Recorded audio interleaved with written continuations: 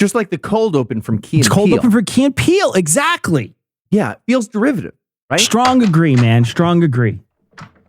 Hey, best friends. Best friends. Friends, besties. Yeah, the four of us, we are best friends. I do not care for Eli. So, you guys ready to start the show?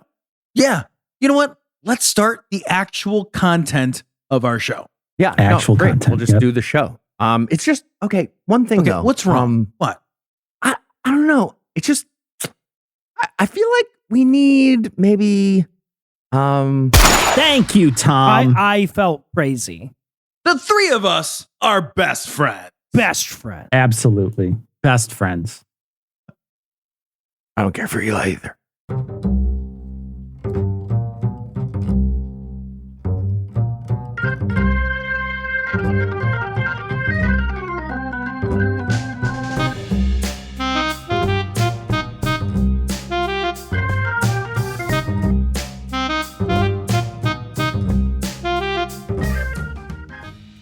Hello and welcome to Citation Needed, the podcast where we choose a subject, read a single article about it on Wikipedia, and pretend we're experts, because this is the internet, and that's how it works now.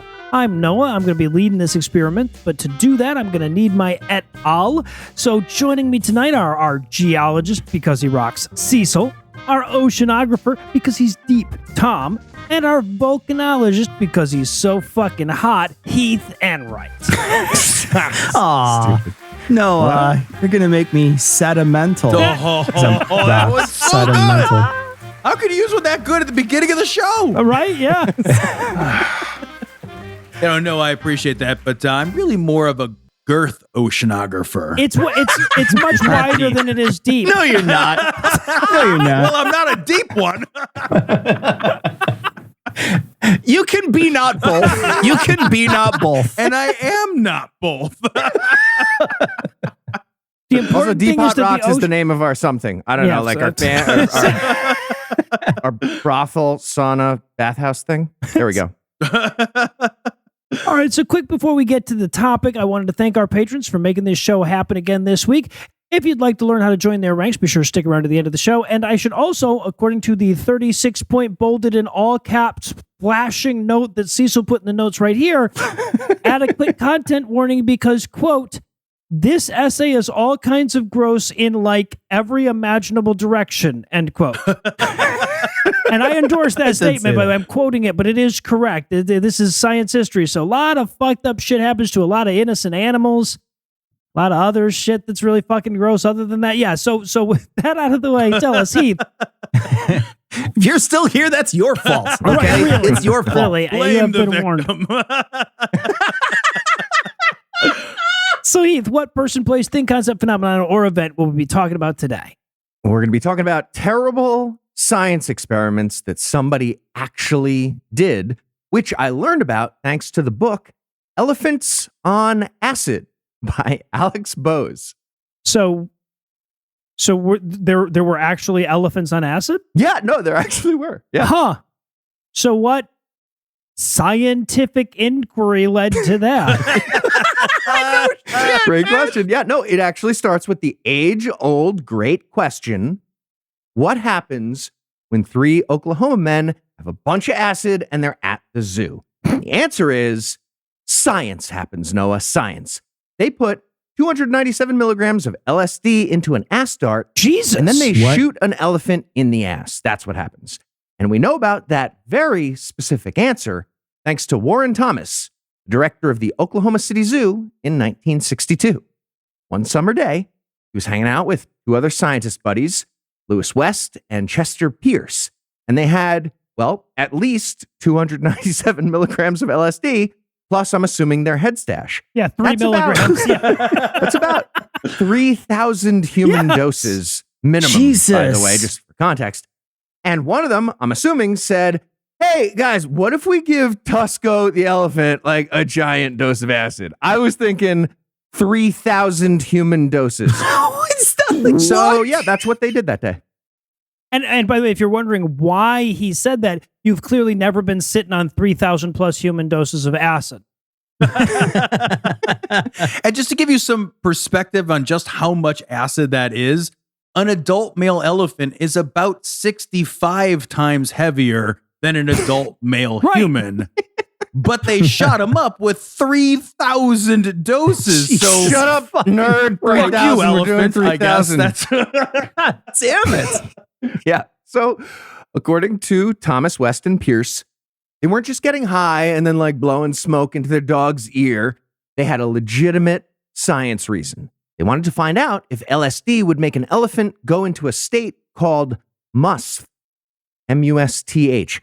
That's a thing that happens naturally to male elephants once in a while, in which they fly into a murderous rage of temporary insanity, become highly aggressive, and shoot sticky fluid from their glands. The science guys wanted that, so they tested it. Okay, yeah. They could have just put a conservative next to some rainbow shirts at Target. They would have got the same thing.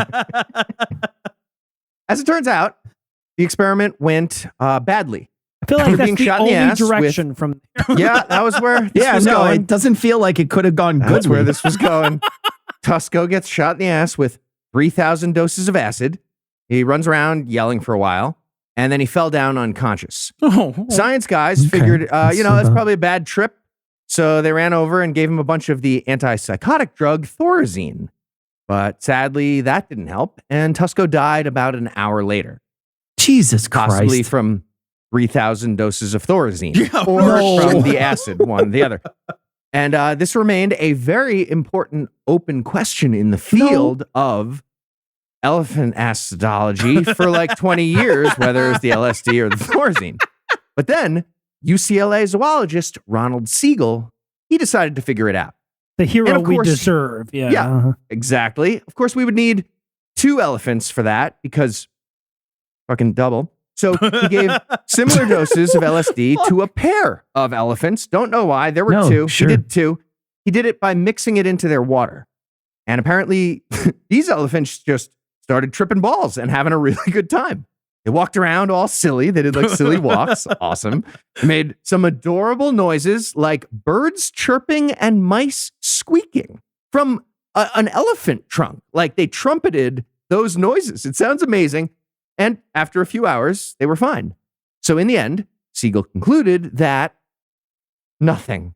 He had no conclusion. He said it still could have been the LSD that killed Tusco. Sure. I'm not sure. End Right. of experiment. Okay. Okay, so We had a cool afternoon. look, if your experiment failed because you were unable to coax a 6,000-pound, 10-foot tall dump truck made of muscle into a murder rage while it's tripping balls, it's a bad experiment. Do a different fucking experiment.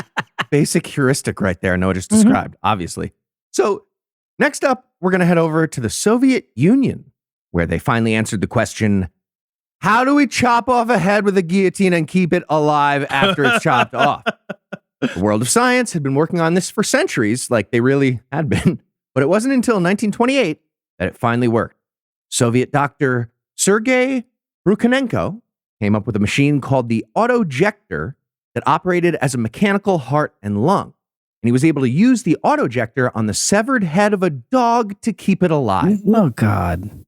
He showed off his device to a big international audience at a conference, and the demonstration included the dog responding to loud noises by flinching and responding to light by blinking. The doctor also fed a piece of cheese to the dog, and the cheese got swallowed, and then it pretty much immediately popped out the other end of the esophageal tube. Oh And my God. apparently the crowd went wild for that. Ah. Where are we now? Is this severed head part of the elephant's trip? What is happening right Very now? possible. If they can get this right, though, it does open up the field of transplanting dog heads onto all kinds of different stuff. And I mean, I guess if the last 7 years of our lives haven't prepared us for that reality, I don't know what else we should expect. No, right? Where's the fucking locust armor? That's what I'm saying. It's coming. All right. Well, apparently the living head was such a big success, it became, quote, the talk of Europe, according to this book. Even George Bernard Shaw was talking about it. He said, exact quote, I'm even tempted to have my own head cut off so that I can continue to dictate plays and books without being bothered by illness, without having to dress and undress, without having to eat, without having anything else to do other than to produce masterpieces of dramatic art and literature. End quote. I feel like that's a fitting punishment for anybody who endorsed this idea with a dog. Yeah. Okay. Yeah. Deal. I agree. All right, well, now that we're already on the subject of Soviet fucking head chopping, let's talk about Dr. Vladimir Demikov. In 1954, he proudly announced to the world that he created a dog with 2 heads. Apparently, he just grafted the front of a puppy onto the side of a full-grown German Shepherd, like off the side of his shoulder. And then he spent the next 15 years creating a total of 20 two-headed dogs that would live for up to a month at a time. Wow. He tried to do that with 2 pugs, but the double amplified sleep apnea blew out all the windows in the science building.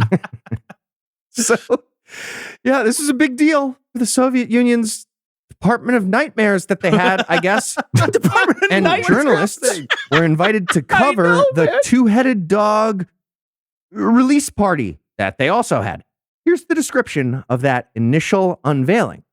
Quote, journalists gasped as both heads simultaneously lapped at bowls of milk and then cringed as the milk from the puppy's head dribbled out the unconnected stump of its esophageal tube. Gross. They're big on the esophageal tube. The Soviet Union proudly boasted that the dog was proof of their nation's medical preeminence. Sure. Yeah, no, I mean, at that same time, American medicine was pissing away its time developing the polio vaccine. What do we know? Fake. Okay, the Hoax. puppy grafted onto the German Shepherd. That sounds horrible, but if you can manage to get a 3rd head on there, you can guard your gate to hell, which I just learned is evidently in Russia. Oh, there you go. It's in Russia. 100% in Russia. All right. Well, at this point, you're probably wondering, other than the clear demonstration of medical preeminence, why the fuck would you do that? Well, according to Dr. Demikov, he was testing surgical techniques, hoping to figure out a way to perform a human heart and lung transplant. And apparently he actually gets credit for helping pave the way for that to eventually happen. But he also started a terrifying version of the arms race, but with head chopping stuff. The United States heard about the 2-headed dog, and we were like, fuck you, monkey head transplant. We're doing that now. So that actually happened. We gave a whole bunch of money to Robert White, a surgeon in Ohio, to remove the head of a monkey and put it onto the body of a different monkey that I'm assuming would have to be beheaded also. And he did that in 1970. Yeah, and then they shelved the project and they called the monkey Curio George. Because Curio cabinet. The shelf. Yeah. So Dr. White, I like that one a his team lot. spent hours separating all the important body tubes. Yeah. And they actually did manage to reattach the head to You a gotta new have a hell body. of a cable management system to do that. You know what I mean? It's really Pulled it something off. else. Yeah. A lot of Velcro, you know? Yeah, not like the twist tie bullshit. No, like no, professional. no. Definitely. Velcro and tubes and stuff. Yes. Yeah. So when the transplanted monkey's brain woke up and saw it was clearly connected to a new body by fucking asshole from Ohio, the monkey angrily tracked Dr. White around the room with its eyes and tried to bite him when he came close. And the monkey might have been even less cool about the whole thing if Dr. White had put the head on backwards, What? which was apparently possible. It was, according to his notes, easier from a surgical standpoint How? to reconnect it back. How could that be? I don't know. I don't get why that's true, but apparently that's true according to him. He decided to go with, regular direction because it was better optics with the public. Well, thank you for sparing us the horror. I mean, more horror than what Some you've already percentage given of us. the. Yeah, it's not great when your best defense is, of all the places I could have sewn this monkey head, this is among the least cruel. You're welcome. I am not sure when we stopped reading Frankenstein in school, but we should reconsider. Yep. That'd be great. What? So, after unveiling the amazing monkey head switch, Dr. White was expecting to become a national hero for that because he was helping with the Cold War, I guess. But instead, everyone hated him. No, he was not. No, he was not. Why would you have an arms race of head chopping and reattaching shit? Stop doing that. We cannot invade America. It's full of backward-headed monkey. Yeah. Backward head gap is too big. Backward head big. We scared. No, of course not. Right. So everyone hated him. He thought he was going to be a national hero, but everybody hated him for being that guy who did the terrifying monkey head thing. Regardless, Dr. White decided to go on a big tour of the country along with a near quadriplegic man named Craig, who volunteered to be the first human to get his face transplanted. Yeah, well, as far as we know, that never happened. But the idea was a traveling show for a while, just the concept of it. Whoa. Step right up. See the guy who says he's willing to someday maybe have an operation. What the fuck is the show? They must have had a barker saying that. I don't know what was happening in the Also, world all the time. Why would a quadriplegic guy need a new face? It's not, none of it's clear, but these things happen. So now I don't feel like I understand that word. Next up, it's even worse with one of the original examples of conversion therapy. This is horrible. And naturally, that kind of scientific hate crime came out of Canada, our embarrassing bigot neighbors to the north. Fucking typical. It all starts in 1954 when James Olds and Peter Milner of McGill University discovered the feel-good center of the brain, and they were able to produce extreme sensations of pleasure and sexual arousal with electrical stimulation of that region. When they hooked up their device to the brain of a lab rat and gave the rat a button so the rat could self-stimulate, that rat would smash the button about 2,000 times an hour. Jeez, I hope you at least used hand lotion. Later, scientists Ben and Jerry would put that in pint-size form. All right, well, that brings us to America, where the actual hate crime obviously happened. It wasn't Canada. In 1970, yeah, obviously, some bigot at Tulane University in Louisiana decided that the best application of the arousal button would be making a gay person have hetero brain sensations. What?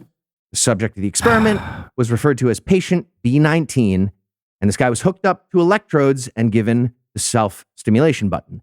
And he pressed it about 1,500 times over 3 hours, and he got so much euphoria that the bigot doctor had to turn off the machine. But then the doctor decided that B19's libido was all yoked up nice and good, perfect for his thing, so he went ahead with his plan of adding a female sex worker to the mix. That was next. Oh, okay. Anybody else feeling like he dreamed up this experiment retroactively after he got caught paying for a sex worker with a company card or something? Yeah, like, Larry, is the lab full of hookers again? Because they better be science hookers or we're in trouble. I'm doing Are these a science spreadsheet. hookers? Look, I have a spreadsheet open on my... It's not a computer yet. So, doctor got approval from the state attorney general for the next step. That would be Jack P.F. Gramillion, by the way, who's known for opposing desegregation and getting convicted of perjury and sent to federal prison. Sounds about right. And refusing to resign and running for re-election, losing, and also sponsoring a scientific hate crime. So with that guy's go-ahead, B19 was jacked up on neuroelectrical Molly again and placed in a room with a 21-year-old sex worker. For an hour, B19 just hung out in the room, all happy, while the bigot doctor, I'm assuming, tried to like angrily masturbate on the other side of the mirror, couldn't get it going, got angry some more. So then the sex worker was told to initiate, and the two had a sexual encounter finally. The doctor called this incredibly stupid, non-fucking experiment a positive result. Now I watch you fuck was part of the experiment. Really? Come on.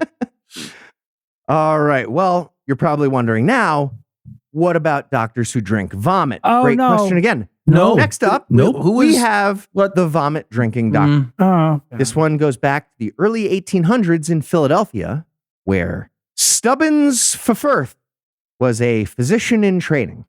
I'm so sorry. Did you say his name was Stubbins? It's Stubbins Firth with 2 F's. That's right. What the fuck? That's his name. So you kind of had to see this coming, right? The Firths is like, Yeah. we got to name him something great. Or our last name's so shitty. Stubbins. I panicked. I said Stubbins. Shit. Yeah. So that all happened. What? One of the big name diseases at the time of Stubbins was yellow fever. And he noticed that it was everywhere during the summer, but almost entirely disappeared during the winter. And he theorized that all the other doctors were wrong about yellow fever being contagious. Instead, he claimed it was caused by all the summery stuff, like heat and noise and food. And Food is a he summer decided to thing? test that theory by exposing himself to as much yellow fever as he could find.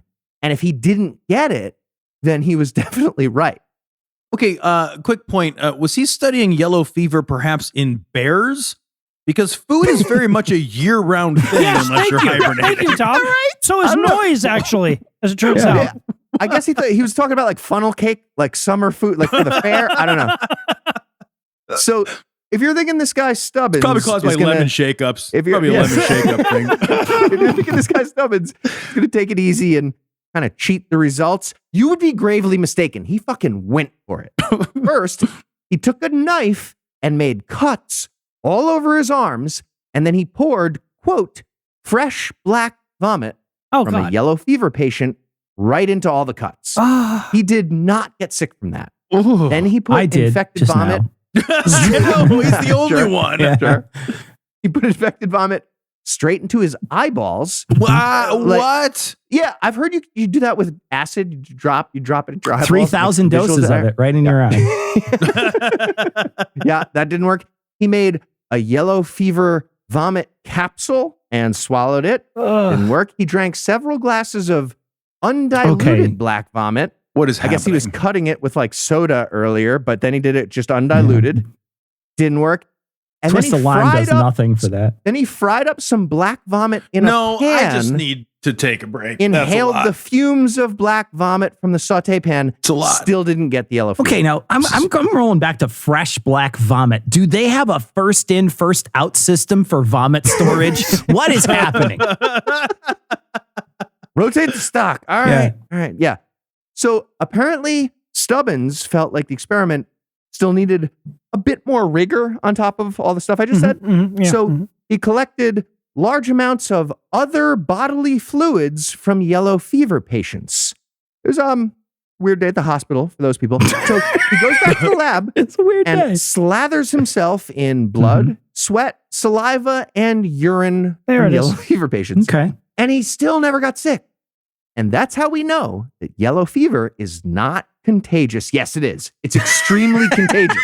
It is extremely contagious, but it requires direct transmission into the bloodstream. I have no idea how Stubbins never got sick, but he never did.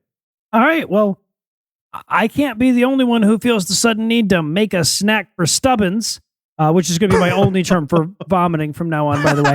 Oh my God. So we're going to take a little break for some apropos of nothing.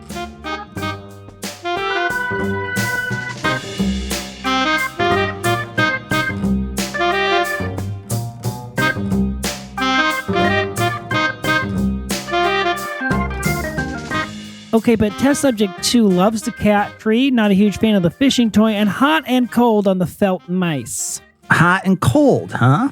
What does that mean? Yeah, we need to come up with a terminology to describe when the kitten would be very involved in one toy and then just as quickly disregards it. Oh, It's okay, hot I and see. cold. What about them playing with each other? Oh my God, you should see the black one when he play bounces his brother. So freaking cute. Does he butt wiggle? Let low to the ground. He does. It gets real low when he does the butt wiggle. He loves to camp on the side of the cat tree and then just jump on him when he walks by. What about sleeping? Well, they all like to climb up to the platform that we have by the window with blankets on it when the sun is shining and sleep together. Cat pile up there? A total cat pile. Yeah, I know. And they also climb under the blankets if it's cloudy that day. That is so cute.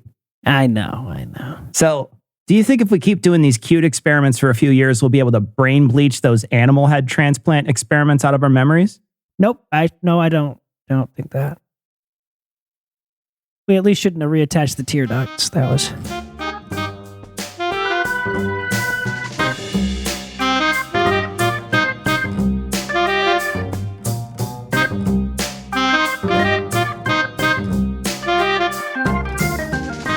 And we're back. When we last left off, Heath was populating my next 7 years of nightmares.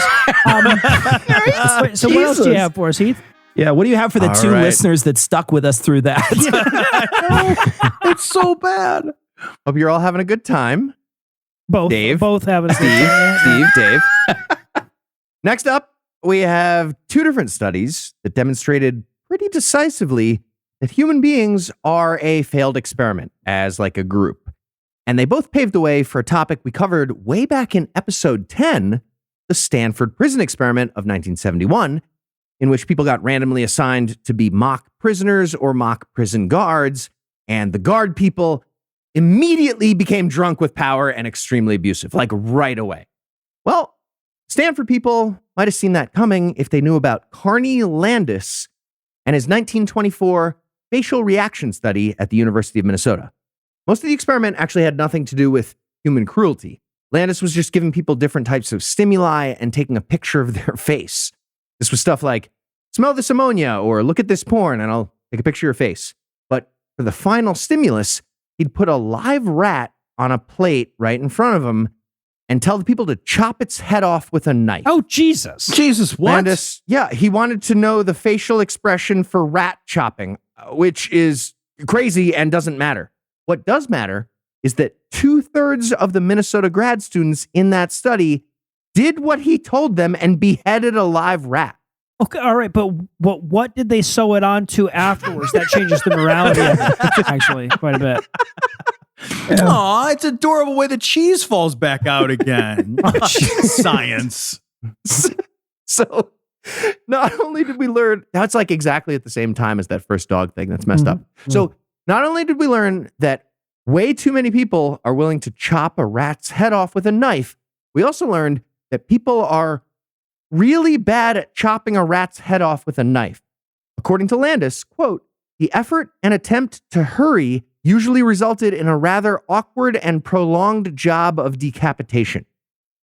That's an accurate description of my sexual style, actually. I'd be way more worried if they were all nailing it, though, right? If they were all like, oh, what is... Actually, that would have been the scare if they were all like, Yeah, yeah, right. right. Yeah. Oh, Obviously, wow. so which you Well, go it's for like the V Tuesday, cut? I guess. Yeah. You go for Finally, the V it's cut. my time to shine. Did you bring your own knife? All right. All right. Well, in case it wasn't clear already, Carney Landis was not well. For the 1/3 of the group that refused to kill the rat, Landis would yell at him for a while and then grab the knife and chop off the rat's head himself. Okay, but did he take pictures of their faces? This is what needs to be known. Right. Was there science going That's on? actually, it's a good point. That's probably why he did that. So apparently Carney Landis didn't get published very prominently for that. And in 1961, a psychology professor at Yale named Stanley Milgram decided to find out exactly how much torture and homicide people are willing to do if they're commanded. Yeah, so like nothing happened in the world between 1924 and 1961 to give him any information about that. So he did a study called the obedience experiment. But I'm joking there a bit. Joking aside, Milgram actually was trying to examine the psychology of genocide. The experiment happened right after the start of the trial for Nazi war criminal Adolf Eichmann in Jerusalem, and Milgram was trying to answer the question, could it be that Eichmann and his million accomplices in the Holocaust were just following orders? Could we call them accomplices? Sad reflection here. What kind of fucked up point have you reached in your life when one of your colleagues feels the need to say, but all joking aside, this was about genocide? Stay with me. It is about genocide. It's confusing It's a how I said comedy that. Yep. show. It's about Heard it. funny stuff. Heard it. So here's how the experiment worked. Milgram would bring in 2 volunteers at a time and tell him he was conducting a study about the effect of punishment on learning ability.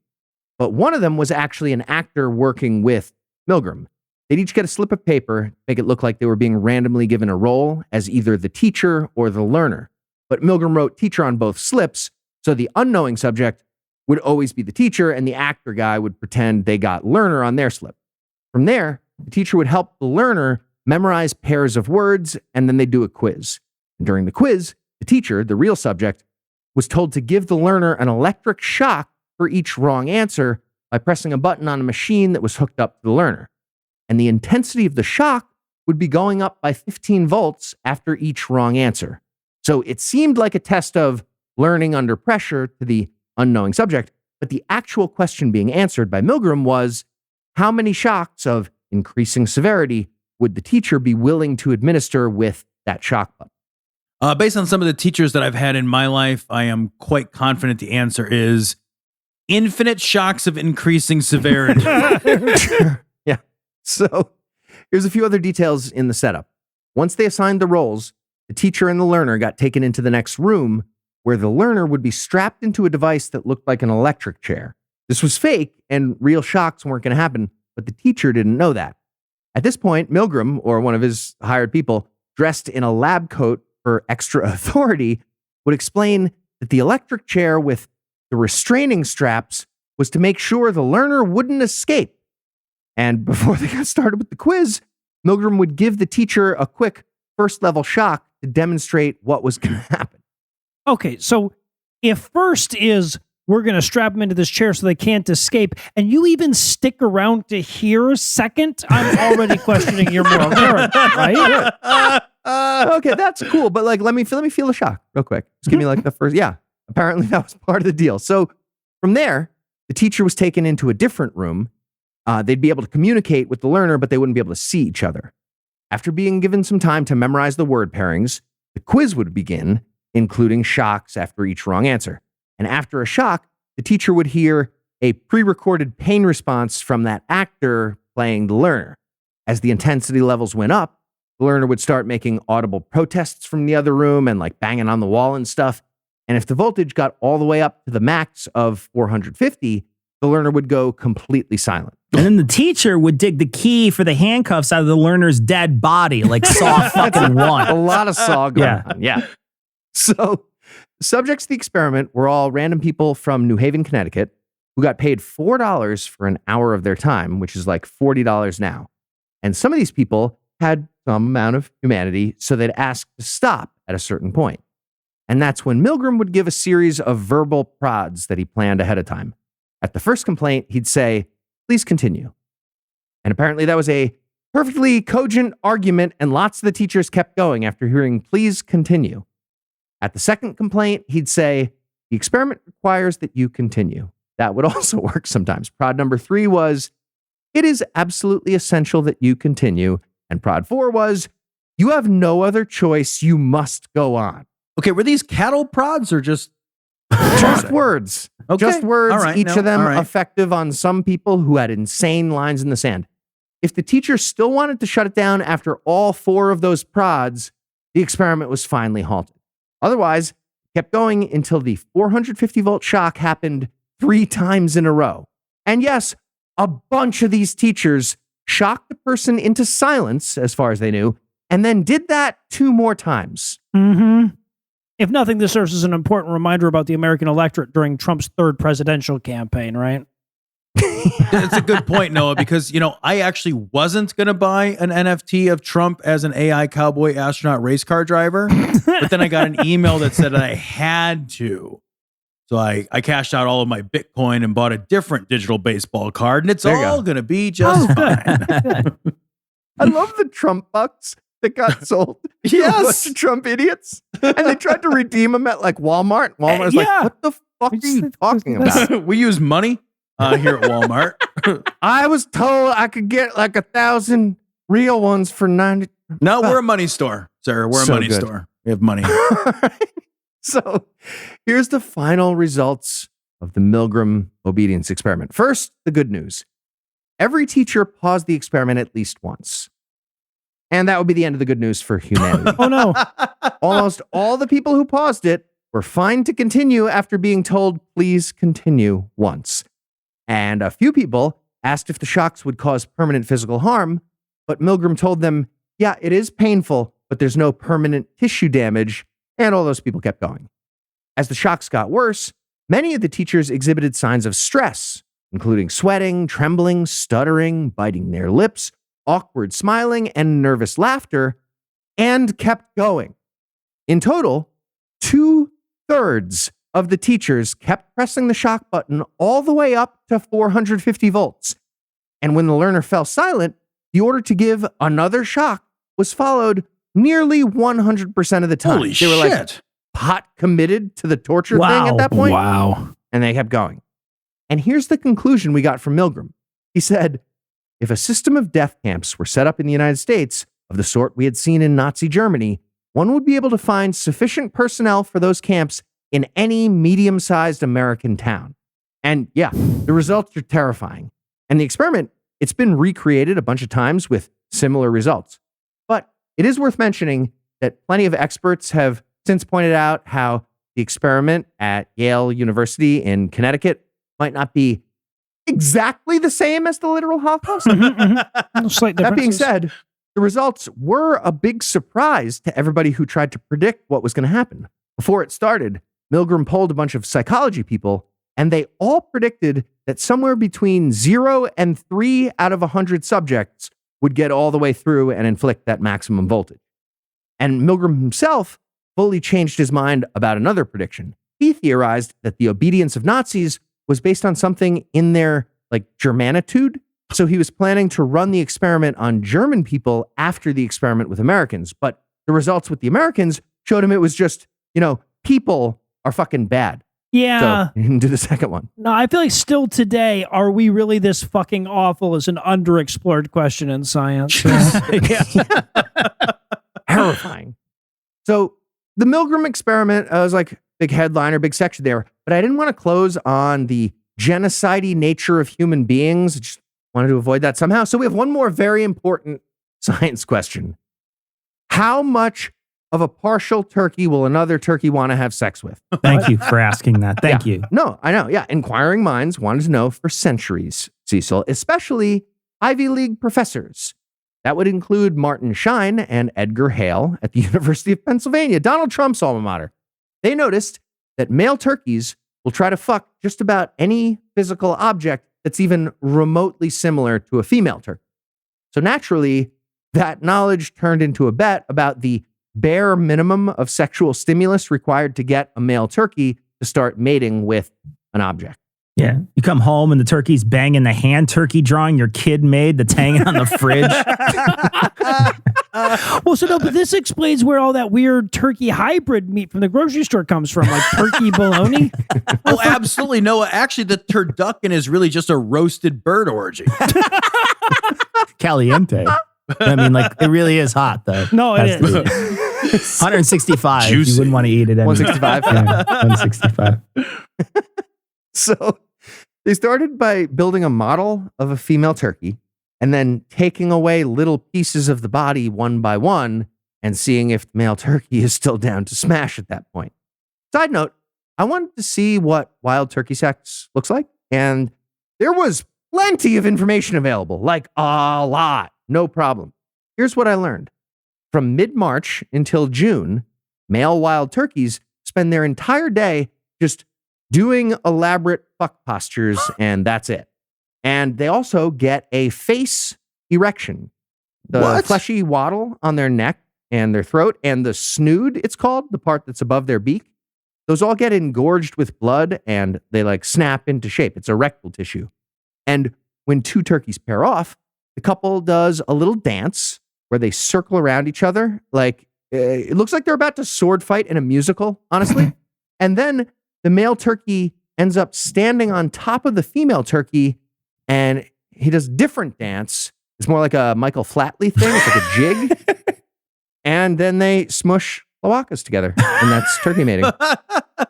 Somehow a prolonged explanation of turkey sex is the least disturbing part of your essay, Heath. You should I want to reflect on that as you're falling asleep tonight. I just want Like a to fun thing at the Again, end. Heath's browser history is weird.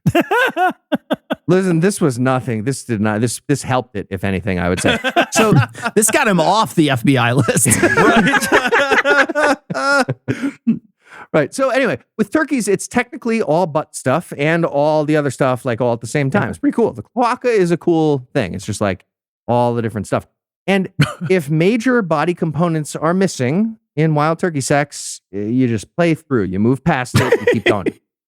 And here's how we learned about it specifically. First, they removed the tail of the lady turkey dummy, and that didn't change anything. Then they removed the feet, and then the wings, and progressively more and more of the body. Still no change. Eventually, the dummy was nothing but a lady turkey's head on a stick. And that did finally change the behavior.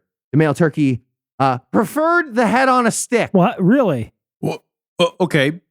But maybe after a long day? I get it. Terrifying. I have no idea how that's evolutionarily possible, but that's what it said. So obviously the science was not quite done yet. Obviously. Shine and Hale still needed answers. So they kept paring down the head on a stick with little pieces of the face missing. And it turns out male turkeys just do not have deal breakers. I guess it's kind of woke if you think about it, right? Is it? Okay, so they don't have any deal breakers. They're just Andrew Tate fans. It's not okay. It's not woke. It's not woke. So in the end, I have that word wrong. In the end, the study concluded that a freshly severed female head impaled on a stick was the most sexually desirable object to these male turkeys. And in terms of a bare minimum, they found that if the male turkeys were provided with nothing but a stick holding a piece of balsa wood that was in the vague shape of a head, they would still try to mate with it. Wow. So, all right. So if you had to summarize what you've learned in one sentence, what would it be? Scientists are stupid. Do your own research. Do your own research is what we learned. Love it. Terrifying. Right. Love it. So are you ready for the quiz, Heath? Ready for the quiz. All right. I'll start us off. Why did you burden me with all this fucked up knowledge that I'll never be able to purge from the forefront of my fucking mind? Thank you for asking, Noah. Thank you. Yeah, good question. A, still mad about all the tall jokes. B, your psyche could not bear the weight alone. C, This is help. now that it's in Putin's hands, everybody needs to know the Russians have done the preliminary work on spawning Cerberus, the great guardian of Hades. Or D, I'm the one who first suggested we bring Eli on board. It's definitely C, the Hades thing for sure. Yeah, no, that Cerberus, makes yeah. sense. That makes sense. You were thinking of us. That's nice of you. Heath, what's the best name for a turkey sex simulation device? A, masturbaster. B, Yanksgiving. C, hot sausage stuffing machine. Or D, goose fleshlight. I thought it was definitely going to have to be masturbator. It is masturbaster. Thanksgiving is Absolutely. so good. I was going to, nice. I was about to doubt myself and switch to goose flashlight. No, A. it's Masturbaster, A. nailed It's it. A. Yes. Next. So did the turkey. All right, Heath, the Milgram experiment, quite famous and equally famously disturbing, proves what about our show? A, listeners will still download this show next week. If we tell them, download it. B, at least one person will hear this episode and then think, you know what? Now is a good time to become a patron. No, they won't. And incidentally, C, Trump really could shoot someone on Fifth Avenue and not lose a single vote. Yeah, he's going to go to jail, though? Is he going to go to jail? Maybe. Is he go to jail? Hey, they'll Sure. Yep. Yeah, let's hope. Let's hope. I Nice. certainly hope so. Yeah, just based on nothing but hope, we're going to say Heath is the winner. He got all the answers correct. Nailed it. All right. Let's get Tom going next week. All right. Well, for Cecil, Heath, and Tom, I'm Noah. Thank you for hanging out with us today. We're going to be back next week. By then, Tom will be an expert on something else. Between now and then, you can hear Tom and Cecil on cognitive dissonance. I still don't know which one is cognitive and which one is dissonance, but I do have my suspicions. And if you'd like to help keep this show going, you can get a per-episode donation at patreon.com/citationpod or leave us a 5-star review everywhere you can. And if you would like to get in touch with us, check out past episodes, connect with us on social media, or check the show notes, be sure to check out citationpod.com. Cognitive dissonance is the name of our two-headed terrifying dog. Oh, there you go.